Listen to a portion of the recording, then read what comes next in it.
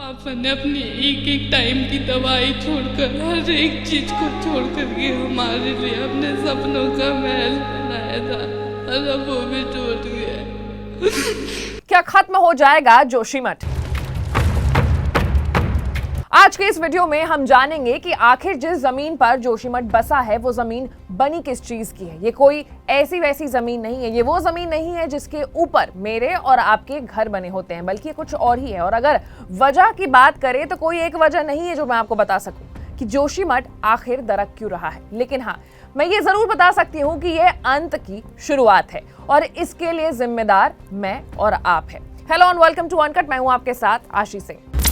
Uttarakhand authorities ने जोशीमठ को landslide और सब्सिडेंस हिट जोन बता दिया है। तो अगर यहाँ पर सवाल हम ये कर सकते हैं कि लैंड सब्सिडेंस होता क्या है और जोशीमठ में ऐसा क्यों हुआ है। National Oceanic and Atmospheric Administration यानी NOAA के अनुसार sinking of the ground because of underground material movement को सब्सिडेंस कहा गया है। मतलब अगर आसान भाषा में हम समझे तो जोशीमठ के जमीन के नीचे से मटेरियल्स को निकाला गया है, जिसके कारण आज जोशीमठ ढहने के कगार पर आ गया है। अब कारण इसके पीछे बहुत सारे हैं, मैन मेड भी हैं और नेचुरल भी हैं, जैसे रिमूवल ऑफ वाटर, ऑयल और नेचुरल रिसोर्सेज। और इसी बीच माइनिंग एक्टिविटीज ने कैटलिस्ट का काम किया है। Earthquake, soil erosion and soil compaction are also some of the well known causes of subsidence. और यही सब कारण है देवभूमि में लगातार लैंडस्लाइड्स का भी।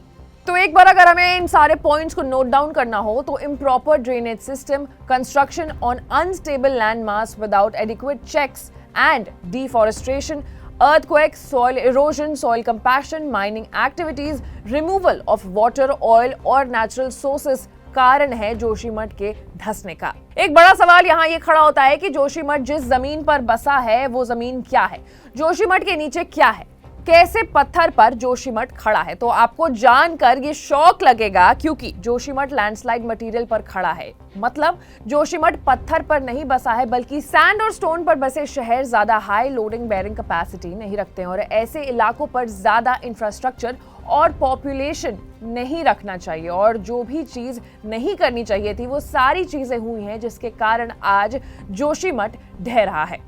इस बीच NTPC का नाम भी बहुत तेजी से आ रहा है। वहां के लोगों की अगर माने तो NTPC's Tapovan Vishnugarh hydro power project Joshimath को धंसाने में बहुत बड़ा कारण है। हालांकि NTPC ने इस पूरे वाक्य को नकार दिया है। एक रिपोर्ट की अगर माने तो उसमें बताया गया है कि NTPC के तपोवन विष्णुगढ़ हाइड्रो पावर के बनने के दौरान एक एक्यूफायर पंचर हो गया था, जिसके कारण बहुत ज्यादा ग्राउंड वाटर लॉस हुआ है। तो कुल मिलाकर के कुछ नेचुरल और कुछ मैन मेड रीजंस हैं जिसके कारण आज जोशीमठ दरक रहा है। हालांकि वहां पे जितने भी लोग थे, जितने भी लोगों के घर में दरारें आई हैं, उनको बाहर निकालने का काम जो है वो शुरू कर दिया गया है। देखना होगा कि कैसे कैसे गवर्नमेंट इस पूरे सिचुएशन को कंट्रोल करती है। लेकिन जोशीमठ के मामले से हर एक अपडेट से अपडेटेड रहने के लिए आपको अनकट को लाइक, सब्सक्राइब और शेयर करना होगा। मैं थी आपके साथ आशी से।